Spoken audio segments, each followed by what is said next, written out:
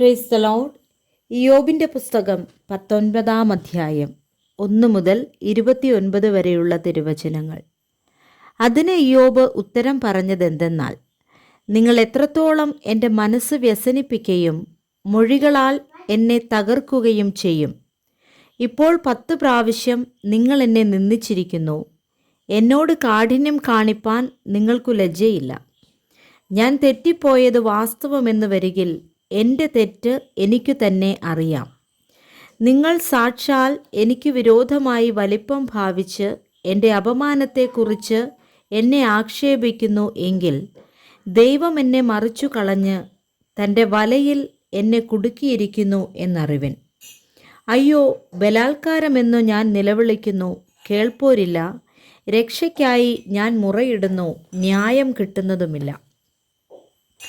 എനിക്ക് കടന്നുകൂടാതെ വണ്ണം അവൻ എൻ്റെ വഴി കെട്ടിയടച്ചു, എൻ്റെ പാതകൾ ഇരുട്ടാക്കിയിരിക്കുന്നു.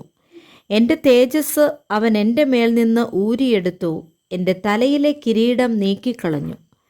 അവൻ എന്നെ ചുറ്റും ക്ഷയിപ്പിച്ചു, എൻ്റെ കഥ കഴിഞ്ഞു. ഒരു വൃക്ഷത്തെ പോലെ എൻ്റെ പ്രത്യാശയെ പറിച്ചു കളഞ്ഞിരിക്കുന്നു. അവൻ തൻ്റെ കോപം എൻ്റെ മേൽ ജ്വലിപ്പിച്ച് എന്നെ തനിക്ക് ശത്രുവായി എണ്ണുന്നു. അവൻ്റെ പടക്കൂട്ടങ്ങൾ ഒന്നിച്ചു വരുന്നു, അവർ എൻ്റെ നേരെ തങ്ങളുടെ വഴി നിരത്തുന്നു. എൻ്റെ കൂടാരത്തിൽ ചുറ്റും പാളയമിറങ്ങുന്നു. അവർ എൻ്റെ സഹോദരന്മാരെ എന്നോട് അകറ്റിക്കളഞ്ഞു. എൻ്റെ പരിചയക്കാർ എനിക്ക് അന്യരായി തീർന്നു. എൻ്റെ ബന്ധുജനം ഒഴിഞ്ഞുമാറി, എൻ്റെ ഉറ്റ സ്നേഹിതന്മാർ എന്നെ മറന്നുകളഞ്ഞു. എൻ്റെ വീട്ടിൽ പാർക്കുന്നവരും എൻ്റെ ദാസികളും എന്നെ അന്യനായി എണ്ണുന്നു. ഞാൻ അവർക്ക് പരദേശിയായി തോന്നുന്നു. ഞാൻ എൻ്റെ ദാസനെ വിളിച്ചു, അവൻ വിളി കേൾക്കുന്നില്ല. എൻ്റെ വായ് കൊണ്ട് ഞാൻ അവനോട് യാചിക്കേണ്ടി വന്നു. എൻ്റെ ശ്വാസം എൻ്റെ ഭാര്യയ്ക്ക് അസഹ്യവും എൻ്റെ യാചന എൻ്റെ ഉടപ്പിറന്നവർക്ക് അറപ്പുമായിരിക്കുന്നു. പിള്ളേരും എന്നെ നിരസിക്കുന്നു. ഞാൻ എഴുന്നേറ്റാൽ അവർ എന്നെ കളിയാക്കുന്നു. എൻ്റെ പ്രാണസ്നേഹിതന്മാരൊക്കെയും എന്നെ വെറുക്കുന്നു. എനിക്ക് പ്രിയരായവർ വിരോധികളായിത്തീർന്നു. എൻ്റെ അസ്ഥി ത്വക്കിനോടും മാംസത്തോടും പറ്റിയിരിക്കുന്നു.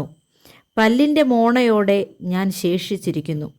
സ്നേഹിതന്മാരെ, എന്നോട് കൃപ തോന്നണമേ, കൃപ തോന്നണമേ. ദൈവത്തിൻ്റെ കൈ എന്നെ തൊട്ടിരിക്കുന്നു. ദൈവം എന്ന പോലെ നിങ്ങളും എന്നെ ഉപദ്രവിക്കുന്നതെന്ത്? എൻ്റെ മാംസം തിന്ന് തൃപ്തി വരാത്തത് എന്ത്?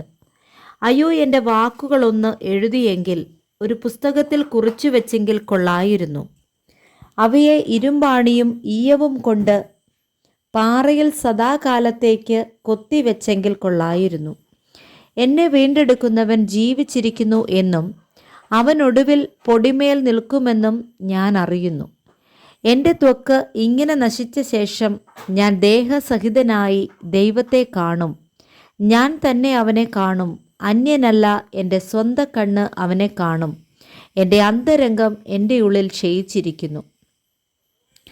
നാം എങ്ങനെ അവനെ ഉപദ്രവിക്കുമെന്നും കാര്യത്തിൻ്റെ മൂലം എന്നിൽ കാണുന്നു എന്നും നിങ്ങൾ അറിയുന്നുവെങ്കിൽ, വാളിനെ പേടിപ്പിൻ.